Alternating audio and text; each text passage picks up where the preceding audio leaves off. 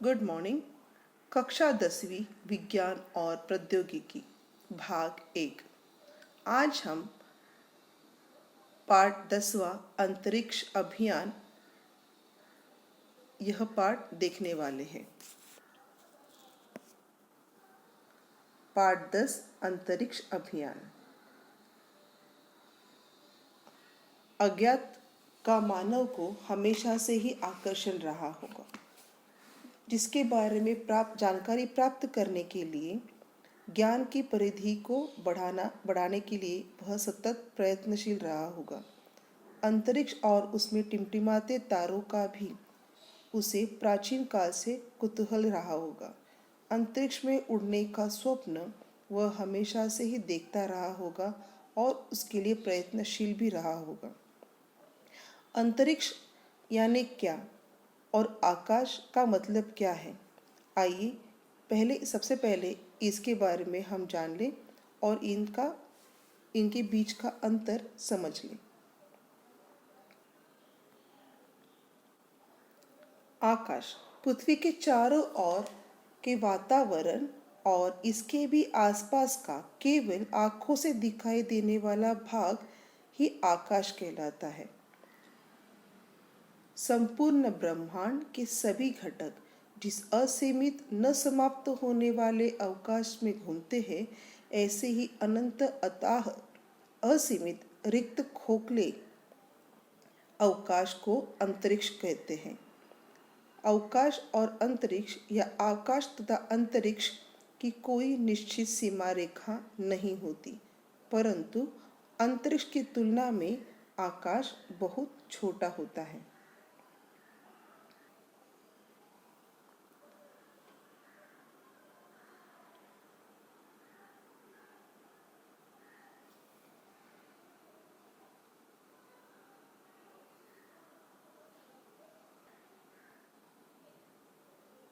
सौर मंडल के विविध घटक कौन से हैं? अपना सौर मंडल अति विशाल आकाशगंगा का एक छोटा सा घटक है। सौर मंडल के केंद्र पर सूर्य तारा है। सबसे प्रमुख घटक जो है उसे तारा कहा जाता है, उसे सूर्य कहा जाता है। सूर्य एक तारा है। सूर्य के परिता बुध, शुक्र, पृथ्वी, मंगल, गुरु, शनि, यूरेनस तथा नेपच्यून ग्रह परिक्रमा करते हैं। इसमें बुध तथा शुक्र को छोड़कर अन्य उपग्रह हैं।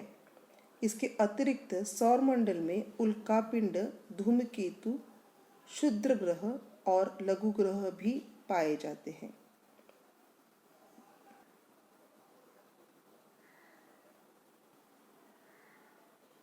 उपग्रह का अर्थ क्या है? सौरमंडल के किसी ग्रह के परितः ग्रह की कक्षा में परिक्रमा करने वाले खगोलीय पिंड का अर्थ उपग्रह है।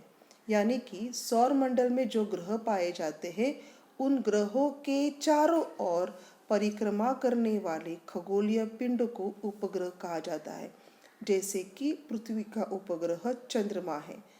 पृथ्वी सौरमंडल का एक घटक है, सदस्य है, और पृथ्वी सूर्य के चारों ओर घूमती है और पृथ्वी के चारों ओर घूमने वाले खगोलीय पिंड को उपग्रह कहते हैं और इस उपग्रह को नाम दिया गया है चंद्रमा। प्रत्येक ग्रह का उपग्रह होता है ऐसा नहीं है। शुक्र और बुध जैसे ग्रहों को उपग्रह नहीं है। कुछ ग्रह ऐसे भी हैं जिनमें सबसे अधिक उपग्रह पाए जाते हैं, जैसे कि गुरु ग्रह को 69 यानी 69 उपग्रह है।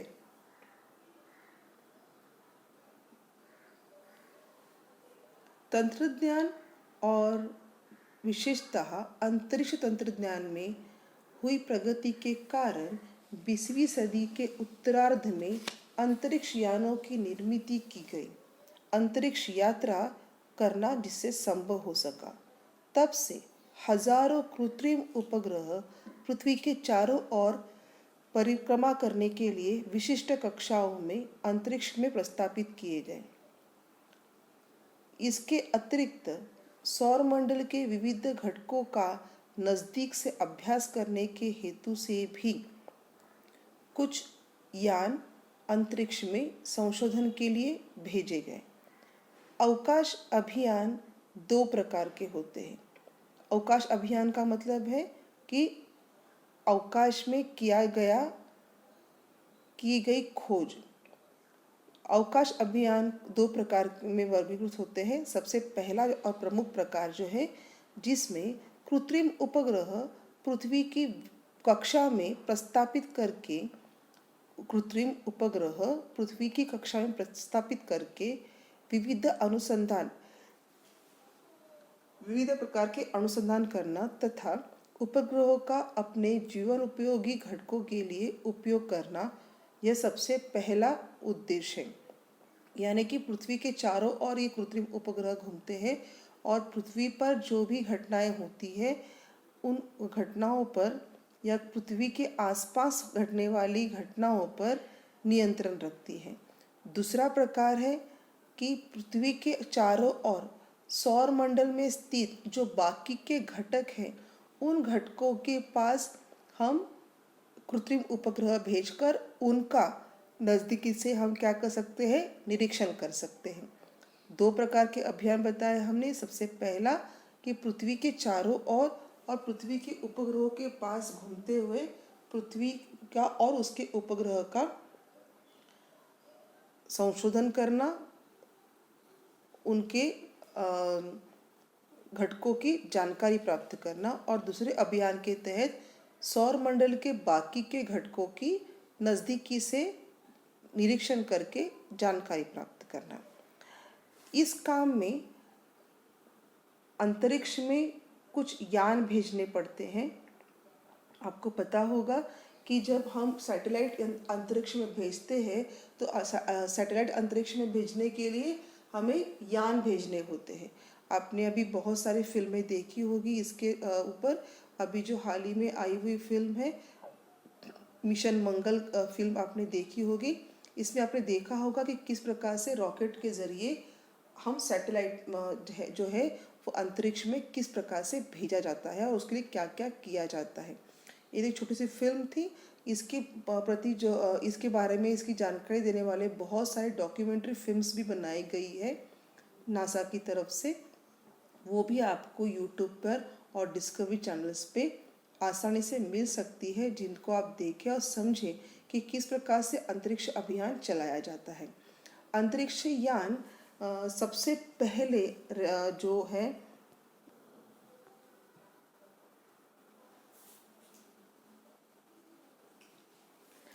अंतरिक्ष यान जो है वो सबसे पहले अंतरिक्ष में भेजा गया था। तो वहाँ पर सबसे पहले जाने वाला जो मानव है वह रशिया का यूरी गागारिन था। उसने 1961 में पृथ्वी की परिक्रमा की। चंद्रमा पर सबसे पहले कदम रखने वाला व्यक्ति नील आर्मस्ट्रॉन्ग जो अमेरिका के थे, उन्होंने 1969 में सबसे अपना पहला कदम चंद्रमा पे रखा था। अंतरिक्ष में जाने वाले सबसे प्रथम मानव थे रशिया के यूरी गागारिन, और उन्होंने पृथ्वी की परिक्रमा की और वो वापस आए। चंद्रमा पर सबसे पहले कदम रखने वाले व्यक्ति थे नील आर्मस्ट्रॉन्ग जो कि अमेरिका के थे। भारत के राकेश शर्मा, इन्होंने भी 1984 में रशिया के अंतरिक्ष यान से पृथ्वी की परिक्रमा की थी। सुनीता विलियम्स और कल्पना चावला ने भी अमेरिका के नासा यानी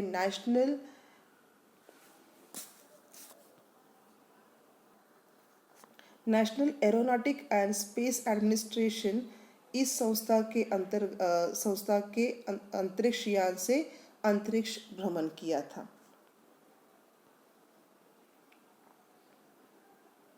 ये है नील आर्मस्ट्रॉन्ग जिन्होंने सबसे पहला कदम चंद्रमा पे रखा था, और ये अमेरिका के अंतरिक्ष यात्री थे। उसके बाद भारत के राकेश शर्मा, इन्होंने रशिया के अंतरिक्ष यान से पृथ्वी की परिक्रमा की थी। कल्पना चावला और सुनीता विलियम्स, इन्होंने भी अमेरिका के नासा इस संस्थान के अंतरिक्ष यान से अंतरिक्ष भ्रमण किया था। इसमें कल्पना चावला जो थे, इनकी मौत हो चुकी थी कुछ कारणवश। अंतरिक्ष यान में कुछ खराबी हो गई थी और भ्रमण करते समय ही अंतरिक्ष यान डिस्ट्रॉय हो गया था, खराब हो गया था, जिस एक्सीडेंट में कल्पना चावला जी की मृत्यु हो गई थी। नील आर्मस्ट्रॉन्ग, राकेश शर्मा, कल्पना चावला, सुनीता विलियम्स, इनके बारे में आप इंटरनेट पर बहुत सारी जानकारी प्राप्त कर सकते हो। मैं चाहती हूँ कि आप इनके बारे में इंटरनेट से जानकारी प्राप्त करें और अपने कॉपी में उनकी कुछ टिप्पणियाँ लिखें। कृत्रिम उपग्रहों के द्वारा कौन सी दूरबीनें पृथ्वी की परिक्रमा करती हैं? उन्हें अंतरिक्ष में रखना क्यों आवश्यक है? कृत्रिम उपग्रहों पर निम्न प्रकार से दूरबीन कार्यरत है: दृश्य प्रकाश अवप्रवर्तक दूरबीन और दृश्य प्रकाश प्रवर्तक दूरबीन और रेडियो दूरबीन। 3 प्रकार की दूरबीनें हैं। देखो, दृश्य प्रकाश अपवर्तक दूरबीन, दृश्य प्रकाश परावर्तक दूरबीन और रेडियो दूरबीन। पृथ्वी के पृष्ठभाग पर स्थापित की गई दूरबीनों को वायुमंडलीय तापमान और दाब, बादल युक्त वायुमंडल, शहर के बल्ब की प्रकाश जैसी विविध कठिनाइयों का सामना करना पड़ता है। इन कठिनाइयों से छुटकारा पाकर बिना किसी अड़चन के किसी स्थिर या सुस्पष्ट प्रतिबिंब प्राप्त करने के लिए दूरबीनों को पृथ्वी के बदलते अवकाश में प्रस्थापित करना आवश्यक होता है और इसीलिए यह दूरबीन अंतरिक्ष में पाई जाती है। अंतरिक्ष अभियान की आवश्यकता और महत्व। अंतरिक्ष अभियान क्यों चलाना चाहिए और इसकी क्या आवश्यकता है और इसका क्या महत्व है, वो जानते हैं। अंतरिक्ष अभियानों के द्वारा प्रक्षेपित किए गए कृत्रिम उपग्रहों के कारण आज विश्व में एक वैश्विक गांव बन गया है। आज विश्व जो है वो छोटा बन गया है। हम यहाँ बैठे बैठे विश्व में चलने वाली सभी घटनाओं के बारे में घर बैठे जानकारी प्राप्त कर सकते हैं। आज हम एक क्षण में दुनिया के किसी भी भाग में रहने वाले व्यक्ति से संपर्क कर सकते हैं। घर बैठे दुनिया पर भर की घटनाओं के बारे में जानकारी प्राप्त कर सकते हैं। सोचो तो, अगर इस प्रकार का अंतरिक्ष अभियान नहीं चलाया गया होता तो कोरोना जैसी बड़ी बीमारी के बारे में और महाबीमारी के बारे में हमारे देश में कुछ भी जानकारी सही तरीके से नहीं पहुंच सकती और उसका जो दुष्परिणाम होता वो शायद अब होने वाले दुष्परिणाम से काफ़ी भयानक हो सकता था। परंतु समय रहते ही हमें ये जानकारियाँ प्राप्त हुई।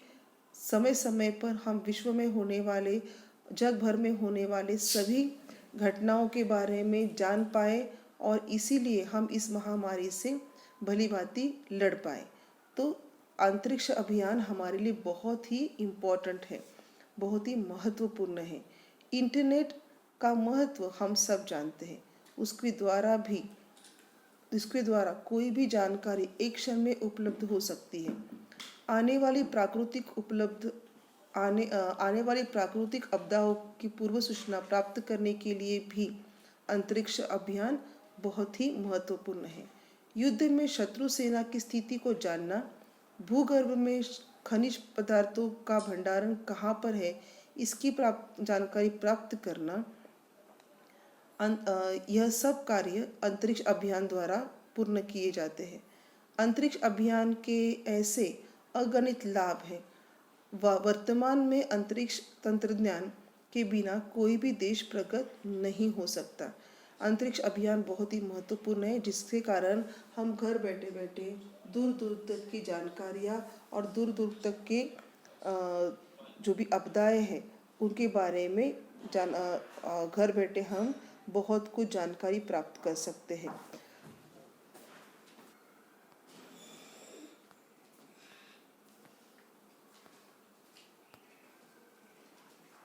ये देखिए, इस प्रकार से होता है आपका सैटेलाइट यानी कि उपग्रह। ये उपग्रह पृथ्वी के चारों ओर घूमता है और एक जगह से दूसरे जगह तक सिग्नल्स पहुंचाता है। आप देख सकते हो यहाँ पर जो है एक जगह से सिग्नल सैटेलाइट की तरफ जा रहा है। यहाँ से सिग्नल जो है वो सैटेलाइट की तरफ जा रहा है और सैटेलाइट देखिए, आप देख सकते हैं ना, यहाँ से सिग्नल सैटेलाइट की तरफ जा रहा है और सैटेलाइट से ये सिग्नल आप तक पहुँचता है। यानी कि अगर आपका दोस्त यहाँ पर है और वो यहाँ से कोई प्रक्षेपण सैटेलाइट की तरफ भेजता है तो सैटेलाइट उसके सिग्नल्स को, उसकी कोडिंग को पकड़ता है और उसे डिकोड करके आप तक पहुंचाता है और आप तक वो जानकारी घर बैठे बैठे पहुंच जाती है। यानी कि एक सैटेलाइट पृथ्वी के उस तरफ है और एक सैटेलाइट एक जो डिश है या सिग्नल है या एक व्यक्ति इस दुनिया की इस तरफ है तो एक व्यक्ति इस तरफ है और दोनों को एक दूसरे से जोड़ने वाला जो बंध है वो क्या है, सैटेलाइट है। सैटेलाइट के ज़रिए आप क्या कर सकते हो, एक तरफ की जानकारी दूसरे तरफ आसानी से और मिनटों भर में या सेकंड भर में पहुंचा सकते हो। तो अंतरिक्ष अभियान का बहुत बड़ा महत्व है हमारे ज़िंदगी में आजकल के लिए। हम हर कोई चीज़ को बहुत तुरंत से समझ सकते हैं, जान सकते हैं। आज भी आप देख सकते हो कि लॉकडाउन के कारण या कोरोना की पृष्ठभूमि में हम देख रहे हैं कि सभी पढ़ाइयाँ जो है हमारी ऑनलाइन हो जा रही है और ऑनलाइन पढ़ाई करते समय आपको बहुत सारी बातें इंटरनेट पर ढूंढनी पड़ती है। ये सभी बातें इंटरनेट पर आसानी से आप खोज पाते हो सिर्फ और सिर्फ अंतरिक्ष अभियान के चलते तो और सैटेलाइट की मदद से। इसलिए इसका बहुत ही महत्व हमारे ज़िंदगी में है। अगले वाले पार्ट में हम कृत्रिम उपग्रह या आर्टिफिशियल सैटेलाइट का क्या महत्व है और आर्टिफिशियल सैटेलाइट किसे कहते हैं यह देखने वाले हैं। आज तक के लिए इतना काफ़ी है। आप अंतरिक्ष अभियान के बारे में जानकारी प्राप्त करो, उसके महत्व के बारे में अपनी कॉपी में नोट डाउन करो और जैसे मैंने आपको गृह कार्य दिया है कि आप Kalpana Chawla, Sunita Williams, Neil Armstrong और राकेश शर्मा के बारे में जानकारी इंटरनेट से प्राप्त करोगे। धन्यवाद।